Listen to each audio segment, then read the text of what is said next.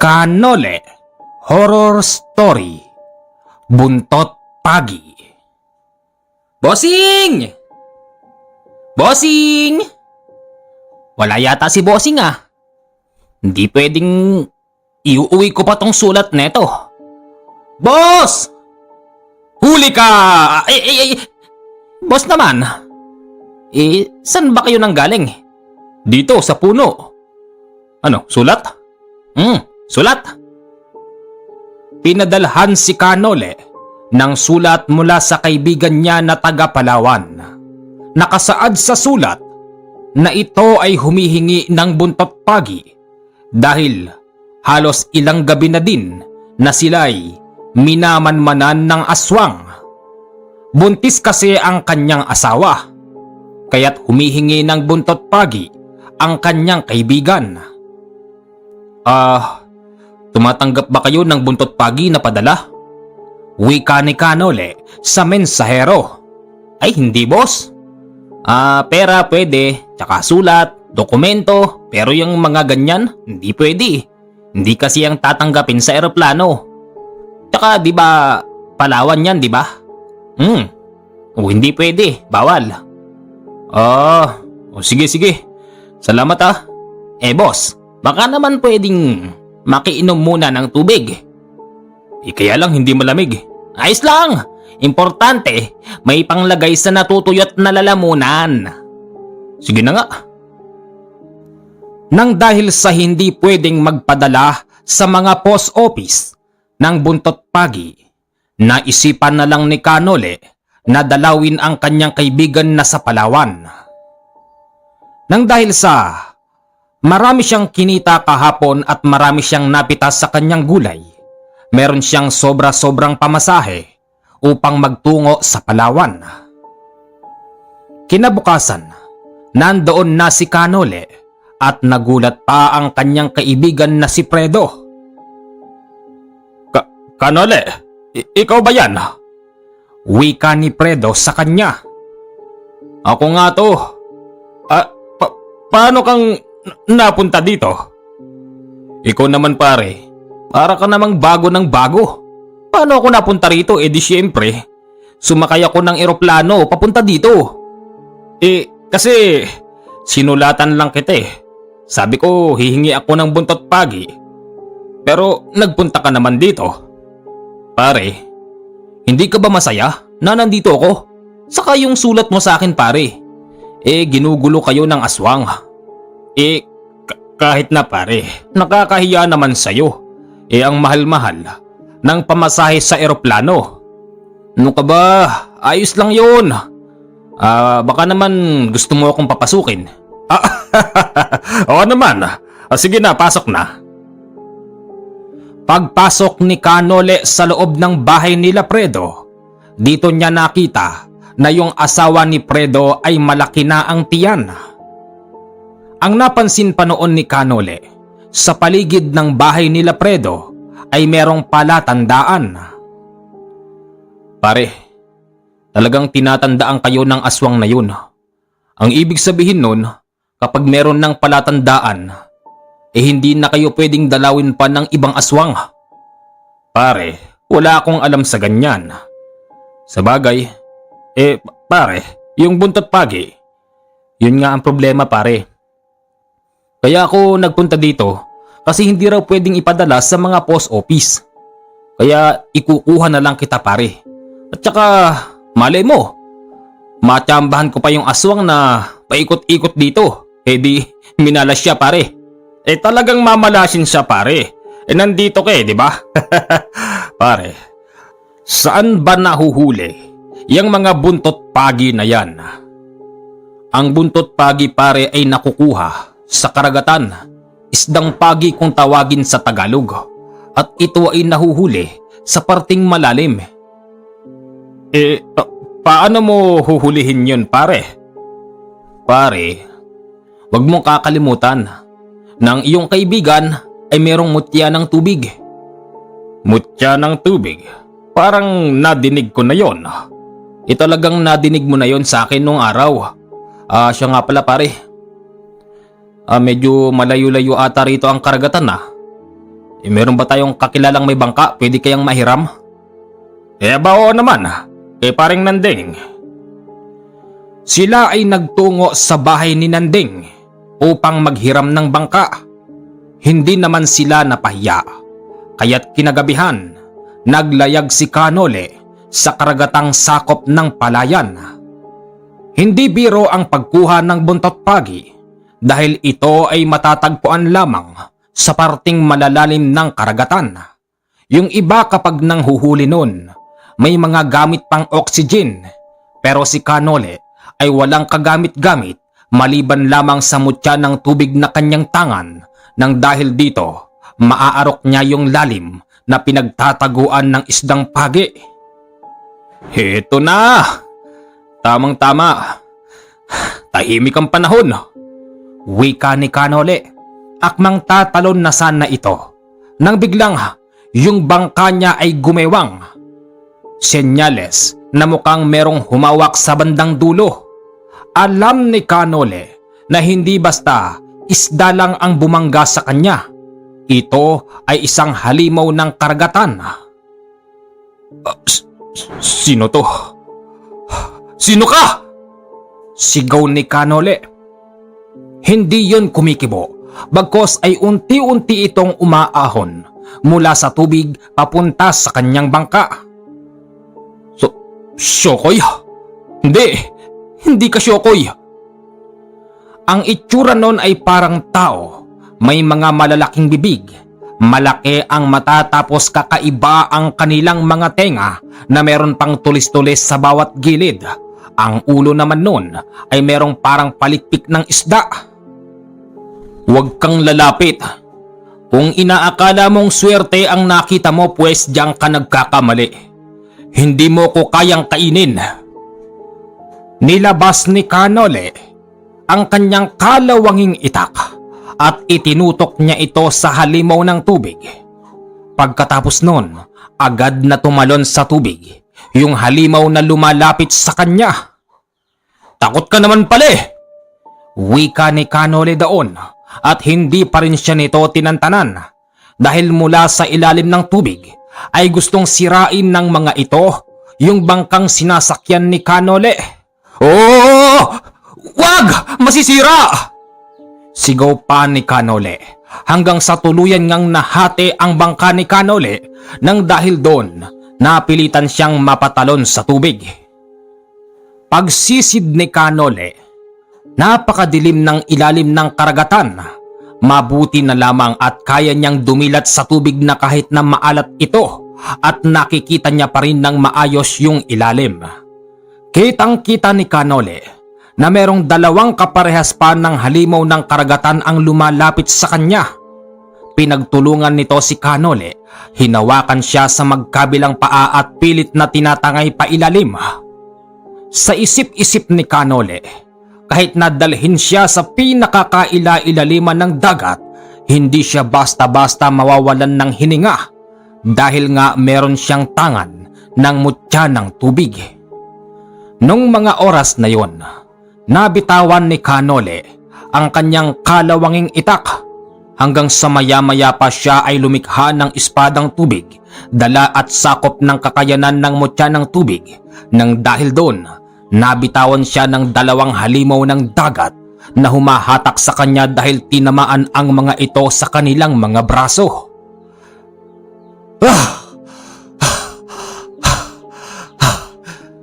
Wika ni Kanole nang siya ay makalutang na sa ibabaw. Sinira niyo yung bangka. Pagbabayarin pa ako dito ngayon ni Nanding. Wika ni Kanole. Kasabay nun, yung pagsisid niya upang manghuli ng isdang pagi, natapat siya sa bandang napakalalim na kung susumahin ay hindi sasakto at hindi kukulang ang 3 palapag na bahay. Kitang-kita ni Kanole yung malaking buntot pagi na gumagapang sa ibaba ng karagatan. Agad niya itong sinundan.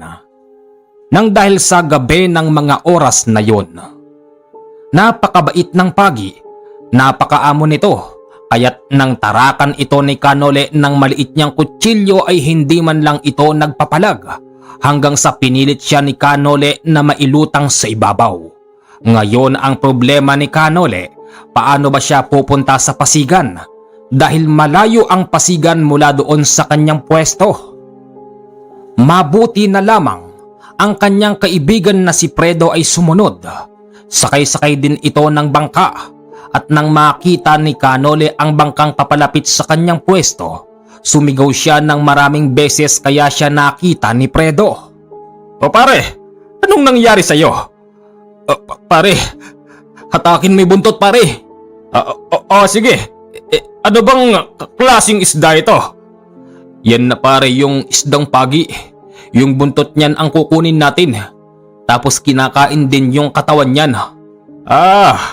Ito pala yun. Teka, nasan yung bangka ni paring Nandeng? Pare, yun nga problema ko. Nawarak pare. Nako, lagot tayo dyan kay paring Nandeng. Kaya nga, pagdaong nila sa dalampasigan, agad na pinutol ni Kanole yung buntot at yung katawan nun ay akmang itatapon ni Kanole upang ito ay mabuhay pa nang bigla siyang pigilan ng kumpare niyang si Fredo. Hoy pare, akala ko'y kinakain yan. O pare, kawawa naman eh. Hayaan na lang natin na mabuhay. Hindi, sayang eh. Ipapulutan natin kay paring Nanding. Baka sakaling hindi na pabayaran sa atin yung bangkang nawarak. Pare, alam mo ba yung bangkang yun? Matagal nang pinakikinabangan ni paring Nanding. Pare, itong bangkang to, kanino to? Sa kanya din. Nako, talaga palang mapagmahal sa dagat ang taong yun. O pare, isipin mo. Dyan na yun kumukuha ng ikabubuhay niya. Parang ako. Kaya lang, wala akong sariling bangka. Pare, ikaw nang bahala magpaliwanag pare, sige. Kinabukasan, si Nandeng ay dumating. Nagtatanong ito kung kamusta ang pagpalaot kagabi. Kamusta naman ang paglaot natin paring Nole? Ayos naman pare. Ay siya nga pala, meron siyang nahuling pagi. Eto, iniluto ko, inadobo ko pare. Tikman mo. Aba, mukhang masarap yan. Talagang masarap. Tikman mo pare, tikman mo. Nang matikman ni Nandeng ang masarap na pulutang pagi, bigla itong nag-aya ng inuman. Kumikindat naman noon si Kanole sa kanyang kumpare na kung maaari ay kanya nang sabihin ang nangyari sa bangka ni Nandeng. Mamaya na pare, pag nakainom na lang. Kasi nakakaawa eh. May pera naman ako dito pare, pero hindi siguro sasapat to pambayad. Hindi pare, hindi magpapabayad yan. Ikaw bahala pare. Inuman na tayo, ano pa bang inaantay natin? Nag-set sila ng inuman. At nung medyo nahihilo na si Nandeng, biglang, "Magandang araw po sa inyong lahat." Wika ng isang lalaki at ito ay nakatayo sa kanilang pintuan. Si Kanole ng mga oras na yon, nakatingin lang sa lalaki at ramdam na ramdam ni Kanole kung sino ba ito. Magandang araw din po. Ano ho bang atin? Pwede ho bang makahingi ng tubig? Tubig lang po ba? Baka gusto nyong tikman ng pagi. Tubig lang. Teka ho sandali. At ikukuha ko po kayo. Hindi, wag na. Nakakahiya naman. Ako na lang ang papasok sa loob. Ituloy nyo lang ang inuman. Hindi nagustuhan ni Nandeng ang dating ng lalaking yon. Akmang papasok na ito sa loob ng biglang, "Sino nagsabi sa iyong pumasok ka dito? Wala kang hiya Bakit? Nanghingi naman ako ng tubig. Sabihin na natin ganon. Pero hindi tama yung bigla ka na lang papasok. Diyan ka lang. At ako ang kukuha ng tubig. O sige." Nang bigyan ni Nanding ng tubig, yung lalaking dumating, biglang dumating din yung asawa ni Fredo at nabitawan ng lalaki yung hawak niyang baso kaya ito'y nabasag. "Ano ba naman yan, kaibigan? Binigyan ka na nga namin ng tubig. Tapos, Babasagin mo pa yung baso.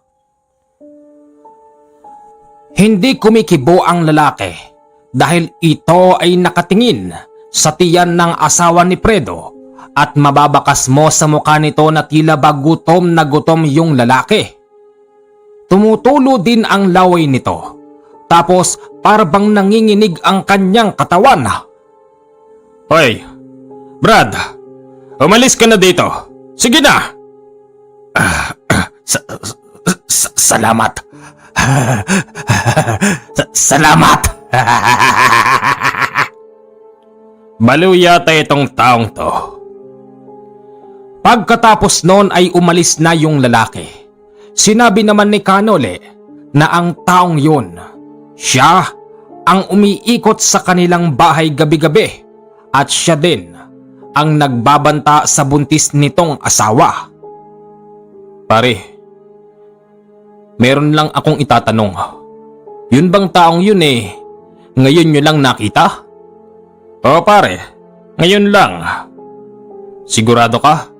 Pero pare, hindi magiging ganun katapang ang hiya nun kung hindi nyo binigyan ng pahintulot na makapasok dito sa inyo. Ha? Pare, yung ganun ba namang klaseng itsura ng tao pababayaan ba naman namin na maglabas-masok dito sa bahay? Hindi pare, makinig ka sa akin. Hindi ba, sabi mo halos gabi-gabi merong umiikot dito na aswang pare? Oh, anong meron doon? Pare, ang aswang na yun, matagal na siyang nakakapasok dito. Malamang na nag-aanyo yun na parang aso, baboy o kung ano-ano pa pare. Aso? Mama, meron ka bang napulot na ligaw na aso? Meron, andun sa likod nakatali. Ha? Kailan pa? Nung isang gabi, nung wala ka, nung sinundan mo si paring Noli dun sa karagatan. Teka, titignan ko. Kanilang pinuntahan yung aso kung saan ito nakatali, pero wala na ito doon. Kumpirmado na pinayagan nilang makapasok ang aswang sa kanilang bahay, kaya pala ganun na lamang katapang ang hiya ng lalaki. Maging sinanding ay duda sa lalaking yun. Mga pare, duda ako sa taong yun Palagay ko aswang yun. Aswang nga talaga paring Nanding. Siya nga pala, maiba tayo. Ano yun? Yung bangka mo pare. Bakit? Nawarak pare. Ano? Paano nga? Pare, kumalma ka lang pare. Kasi merong halimaw ng dagat na bumangga dun sa may bangka mo pare, kaya nahati yung gitna pare. Nako! Patay ako sa misis ko neto. Pare, di ba? Dalawa naman yung bangka mo pare. Oo nga pare. Ang problema, yung isa pinauupahan ko. Hahanapan ako ng misis ko ng upa noon. Yari ako doon. Baka mamaya bumalik na naman yun sa kabit niya. Ano? Sa kabit? Oo. Paano ba ito? Pare, huwag ka nang umiyak. Nandito naman kami. Kung gusto mo, bigyan ka namin ng pang isang linggo na renta doon sa may bangka mo pare. Ano? Para hindi hanapin sa'yo ni kumare. Siguro pero mas mainam din na nandun yung bangka ko. Baka mamaya malaman ni Mrs. na yung bangkang yun nawala, nawarak. Nako, yari ako, iiwan na naman ako noon. Baka bumalik na naman yun sa kabit niya. Nako, ayoko mangyari yun mga pare. Biglang nawala ang takot noon ni Nanding sa kanyang misis nang biglang may kakaibang huni sa likuran ng bahay nila Fredo. Ano yan?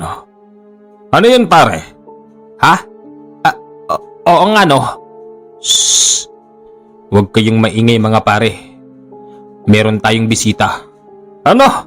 Katanghali ang tapat pare. Sumilip silang dalawa sa bintana at dito sila nakakita ng kulay itim na ibon.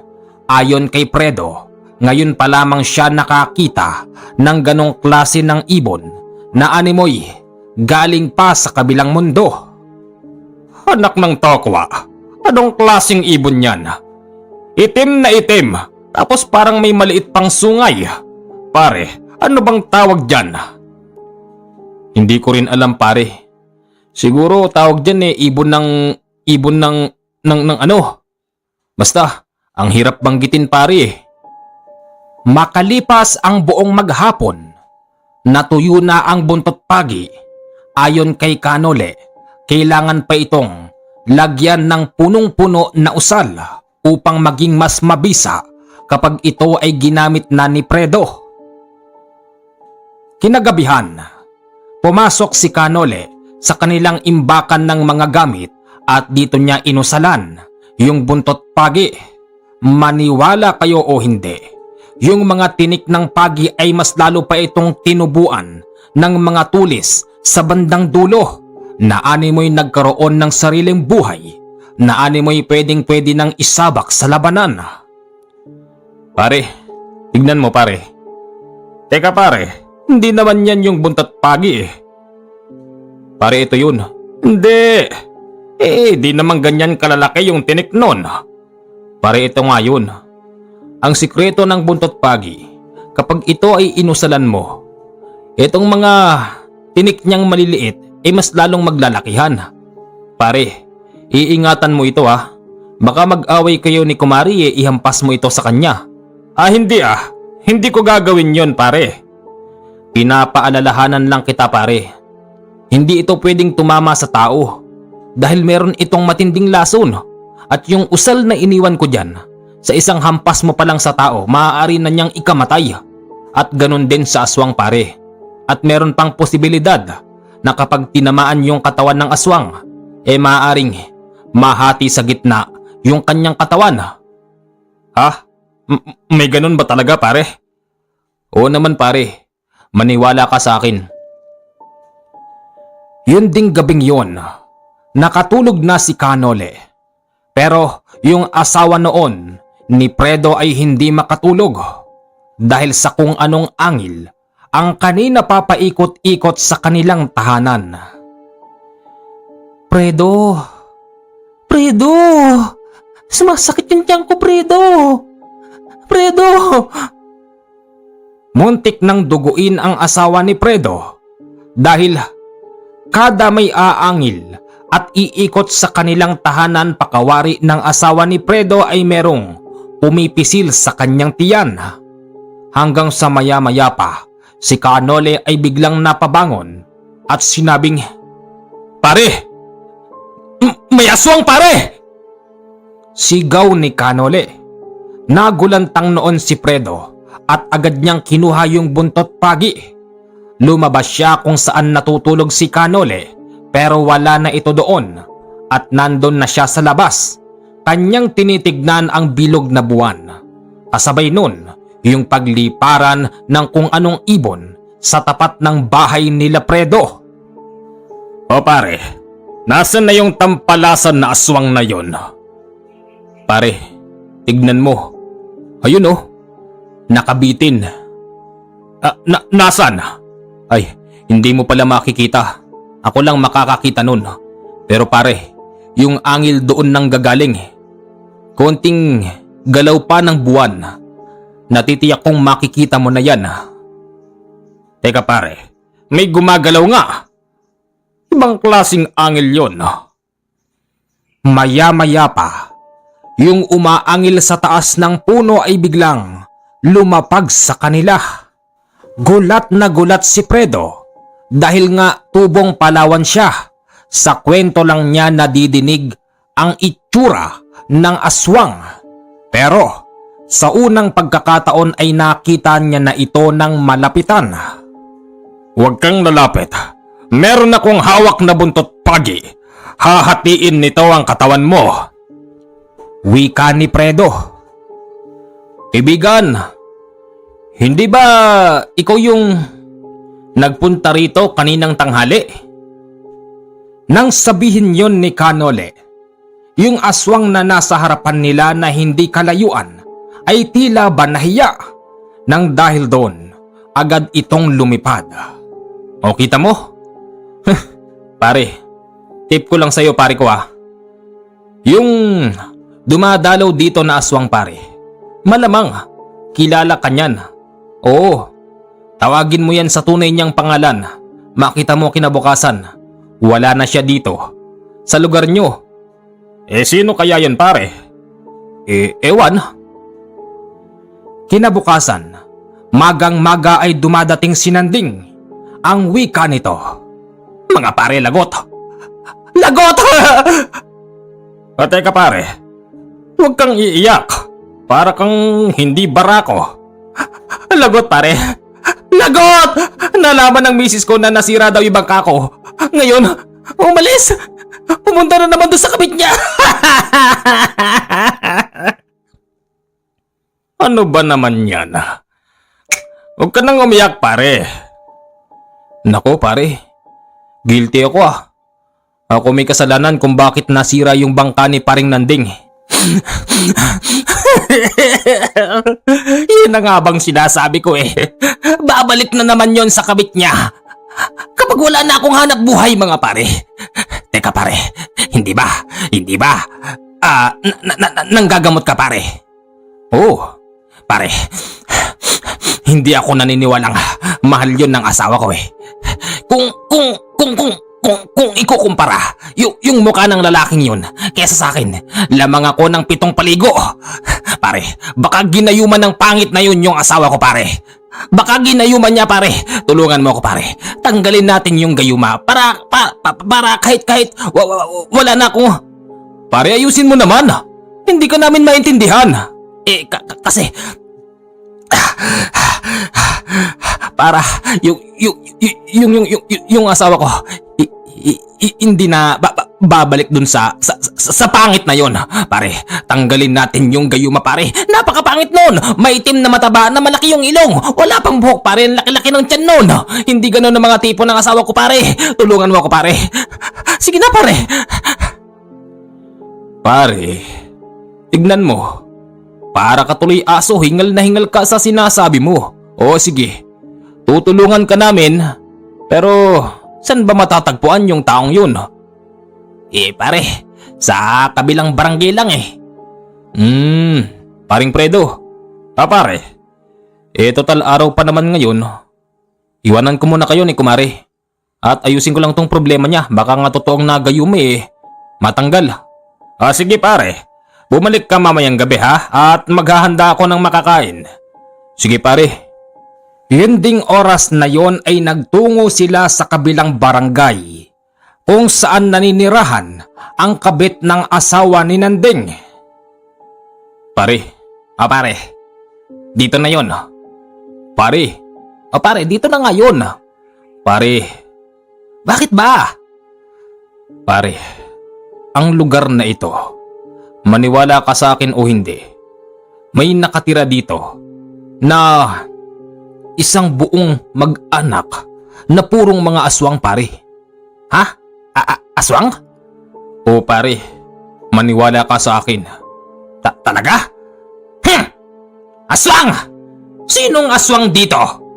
Magpakita sa akin ng aswang. Tatagayin ko! Papatayin ko! Pare, huwag ka maingay. Hindi! Sabi mo pare may aswang eh. Aswang! Magpakita ka sa akin. Masama ang loob ko ngayon. Iniwan ako ng asawa ko. Nasaan ang aswang? Hinahamon ko ng patayan ng aswang. Pare, ano ka ba? Hindi ganun. Hindi! Ganun yun eh. Baka pare aswang yung nanggayuma sa asawa ko pare. Tamang-tama. Papatayin ko siya pare. Papatayin ko siya. Naku, iwan natin kung yun din yun. Maya-maya pa, yung asawa ni Nanding ay bigla na lamang lumabas sa isang maliit na kubo. Napalabas kasi ang mga tao doon nang magsisisigaw si Nanding at nang winawasiwas niya ang hawak niyang itak. Mama? Mama? Ikaw nga! Halika rito! Umuwi na tayo mama! Ako na lang ang mahalin mo! Huwag na yung pangit na yan! Walang buhok yan eh! Hindi ba ang tipo mo yung mga ganito? Kaya nga ako nagpapayat eh. Para di mo na ako iwanan. Tapos ipagpapalit mo lang ako dyan sa botsyog na yan, no? Pare, kausapin mo ng maayos. Paano kayo magkakaintindihan yan? Mama, halika rito mama. Hindi kumikibo yung babae dahil yung kabit pala nito ay nasa likuran niya. Anong problema? Sino to? Anong sino to?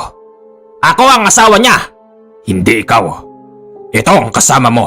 Sino to? Noli. Noli. Parang kilala kita. Oo, kilala mo ko. Alam kong kilala mo ko. Kahit na nasa katinoang anyo ka pa. Alam ko naman na ikaw yan. Kilala ko yung amoy mo. Anong ibig mong sabihin? Paring Nanding, totoo yung sinabi mo kanina. Totoo yung hinala mo na yung nanggayuma sa asawa mo ay isa palang aswang. Aswang? Ikaw? Aswang ka? Sa galit noon ni Nanding, yung hawak niyang itak ay agad niyang hinalipaw sa lalaki at nakalihis naman ito. Hinabol-habol siya ni Nanding papunta kung saan siya magtungo. Halika rito! Ikaw palang nanggayuma sa asawa ko, papatayin kita! Halika rito! Yung asawa naman ni Nanding ng mga oras na yun ay tila ba bumalik sa tunay niyang wisyo at nagulat siya dahil yung asawa ko ba yun? Wika ng asawa ni Nanding. Ate, ako yung kasama rito ni paring Nanding. Teka, ba't napunta ako dito? Hindi namin alam sa'yo. Nanding! Halika rito! Ha? Ay! Bumalik ka rito! Titigpasin ko yung pangit mong muka! Inagaw mo asawa ko? Pare, ayos na! Bumalik ka na rito! Sige! Nandyan na! Mama, mama? Sabi ko na nga ba ginayuma ka lang ng botsyog na yun eh. Ano mama? Nanding, bakit nandito ko? Ha? Ewan ko. Pare, nahipnotis mo siya pare. Ganon. Lumapit lang dito yung aswang na yan. Talagang tatagain ko yan. Habang sila pala ay nag-uusap, yung tatay ng lalaking tinutugis ni Nanding ay naroroon sa kanilang likuran. May hawak itong palakol at ang taong yon ay medyo may katandaan na. Nagwika ito sa kanila ng, "Ubod naman ang katapangan nyo at napasugod pa kayo dito. Hindi nyo ba alam na dito ay pwede namin kayong gawing hapunan?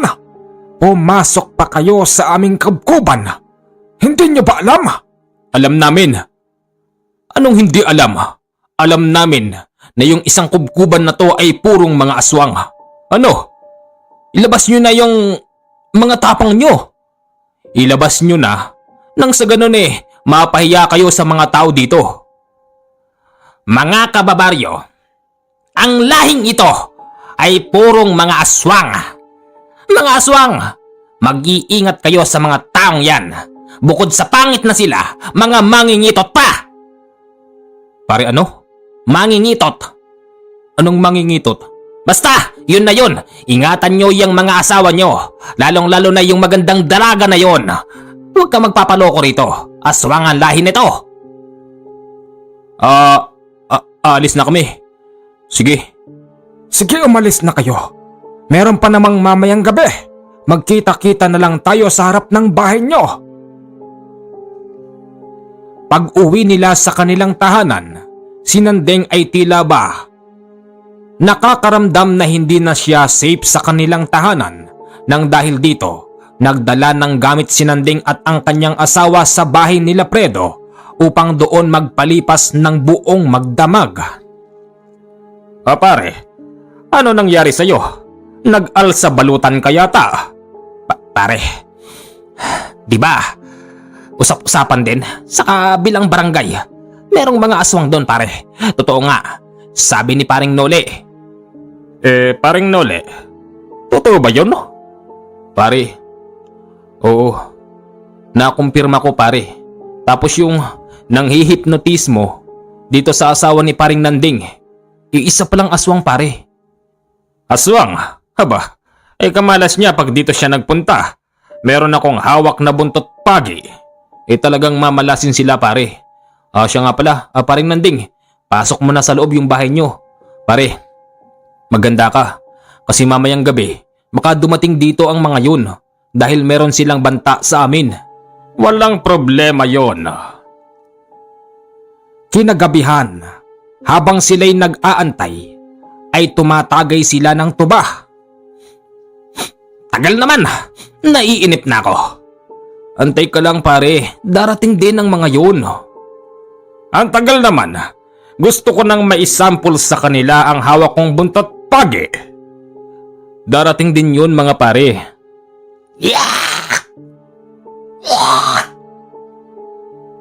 Ano yun? Pare, nandyan na sila pare. Nandyan na, teka lalabas ako. Hindi, sandali. Pare mamaya, marami sila. Yang hawak mong buntot pagi lahat ba yan maihahataw mo sa kanila pare? Hindi naman pare. Magtutulong-tulong tayo. Sige. Lumabas kayo dyan. Labas! Pare, narinig mo? Aray ko. Predo, yung tiyan ko Predo. Teka lang. Pare, kayo nang bahala dyan at yung asawa ko manganganak na yata. Tamang-tama. Yung asawa ko marunong magpaanak yan. Mama, sige na. Paanakin mo na nga si kumare.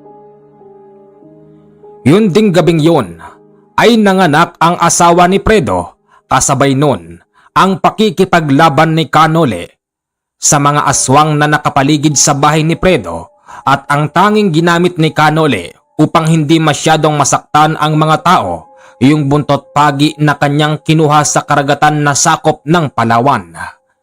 Nagpuro sugat ang katawan ng mga aswang na sumalakay sa kanila. Tawang-tawa naman noon si Nanding at sinasabing, akala nyo uubra kayo sa dayo? Hindi kayo uubra dito. Lapit! Lumapit ka! Paridong ka na. Di naman pagi ang hawak mo Hindi! Itak to Mas malakas to kesa dyan. Halika! Ikaw! Tandang-tanda ko yung katawan mo Ikaw yung nang hypnotismo sa asawa ko. Galit ako sa'yo. Papatayin kita! Hinabol ni Nandeng yung lalaking itinuturo niya. Napunta sila sa bandang madilim habang si Kanole ay walang tigil sa paghalipaw ng buntot pagi sa mga sumusugod sa kanya. Maya-maya pa, si Nandeng ay bigla na lamang napahiyaw ng malakas na animoy ito'y nakagat ng kanyang katunggali.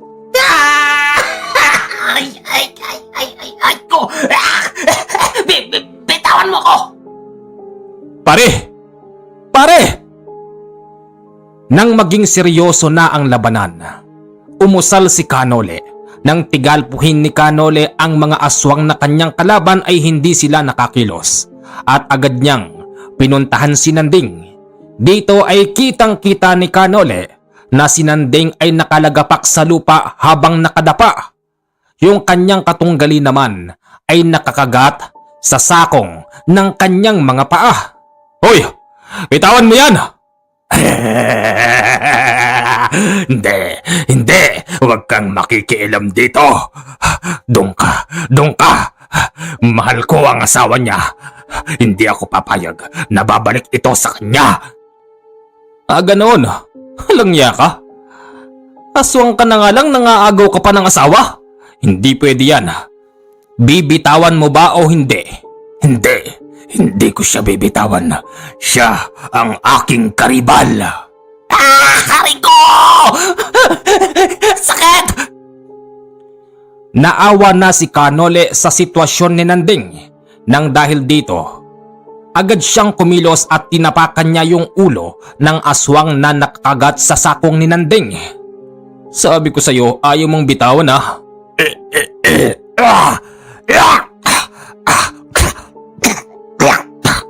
Sige, kumain ka ng lupa. Matigas ang ulo mo Nang dahil doon nakabitaw na yung aswang, na nakakagat sa sakong ni Nanding. Matapos noon ay binitbit siya ni Kanole at hinagis sa kanyang mga kasamahan. Umalis na kayo.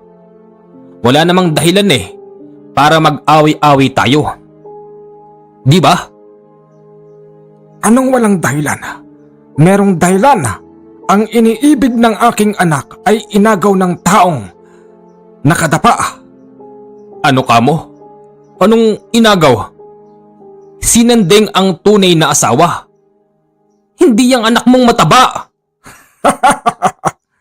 Hindi mo alam ang totoo, Utoy. Huwag ka nang makialam. At paanong hindi ako makikialam?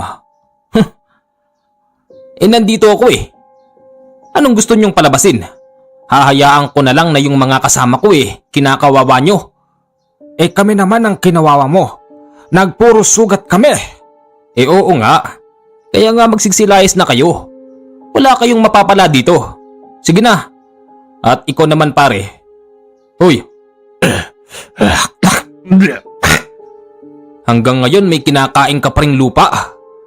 Umalis na kayo. Aalis na rin ako dito sa susunod na araw. Pero wag niyong asahan na maaagaw niyo pa yung asawa ni Nanding at yung ipinanganak na bata ngayon. Umalis na kayo. Sige na. Nakikiusap ako sa inyo bilang isang tunay na tao. Alam niyo ba na marami na akong napatay na katulad niyo? Pero sa nakikita ko sa inyo, hindi kayo karapat-dapat natanggalan ng buhay. Dahil alam kong mga nagbago na kayo, hindi ba? Huwag niyo sanang hayaan na matulad kayo sa mga nakitil ko ang buhay. Kasi alam niyo, ako pinahahalagahan ko ang buhay ng tao. Sa nakita ko sa inyo, hindi naman kayo mga totally na masama. Mga simpleng tao lang din kayo na lumalaban ng parehas. Kaya sana naman kapag nagkamali ang isa niyong kasama, huwag niyong kukonsintihin. Kasi hindi lahat ng taong pupuntahan niyo hahayaan nilang gaganong-ganonin niyo na lang sila. Paano yan? Nagkataong nandito ako. Meron kang punto doon tayo. Tama ka sa sinabi mo. Kami yung mga aswang na mga nagbagong buhay na at matagal nang hindi nakikigulo. Patawarin mo sana ang kalapastanganan namin sa pagpunta namin dito. Wala ho yun, Tatang. O ikaw, kung maghahanap ka ng kabit, pwede ba? Yung walang asawa, hindi yung inaagaw mo pa yung asawa ng may asawa. Halika! Hindi pa tayo tapos! Halika rito! Pare, tapos na. Nakausap ko na pare Hindi! Tinikman mo yung asawa ko! Papatayin kita! Pare, tama na. Ayos na ang lahat. Sige na, umalis na kayo. Wag ka nang magpapakita rito! Wag ka nang magpapakita rito! Sa susunod na magkita tayo, titigpasin ko yung pangit mong muka. Tandaan mo yan! Umalis na nga ang isang lahi ng aswang na sumugod sa kanila. Pagpasok nila sa loob, ang asawa ni Fredo ay nagsilang ng isang batang sanggol na babae. Wow, pare! Ang ganda ng anak mo, pare! Ninong ako Ay ba, oo naman. Ninong ka talaga. Congratulations, pare. Mare? Mare? Yung asawa ni Fredo ay halos maubusan na ng hininga dahil nahirapan ito sa panganganak nang dahil doon ay naisugod pa nila ito sa ospital. Naging maayos naman ang kalagayan ng asawa at anak na sanggol ni Fredo nang dahil dito tuloy ang masaganang buhay. Habang ito namang si Nanding at ang kanyang asawa ay sumabay kay Kanole paluwas ng Maynila dahil sila'y umiiwas sa susunod na pag-atake ng aswang. Yung buntot pagi na kinuha ni Kanole ay iniwan niya sa kanyang kumparing si Fredo upang magamit pa dahil wala pa ring tiwala noon si Fredo sa lahing aswang na dyan lang naninirahan sa kabilang baryo. Mga kababayan, hanggang dito na lamang po ang ating kwento. Inuulit ko, kaya po puro Kanole ang aming nilalapag dahil po ang kikitain ng video ni Kanole ay ibabayad namin sa kanyang pinangpiyansa Ngayon pa lamang po ay nagpapasalamat na kami sa mga hindi nag-i-skip ng ads dahil malaking tulong po ito para sa amin. Hanggang dito na lamang at pakidalo po ang isa kong channel na Misteryo ng Bayan. Maraming salamat po at mabuhay po tayong lahat. Mamaya mag-abang po kayo ng isa pa nating kwento patungkol kay Kanole.